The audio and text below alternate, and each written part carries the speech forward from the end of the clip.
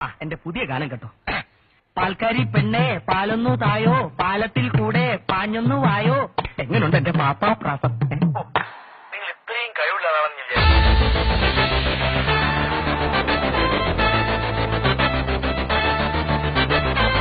ആർക്കും എന്നെ തടുക്കാനാവില്ല. പാൽക്കാരി പെണ്ണെ പാലൊന്നു തായോ, പാലത്തിൽ കൂടെ പാഞ്ഞൊന്നു വായോ. പാൽക്കാരി പെണ്ണെ പാലൊന്നു തായോ, പാലത്തിൽ കൂടെ പാഞ്ഞൊന്നു വായോ.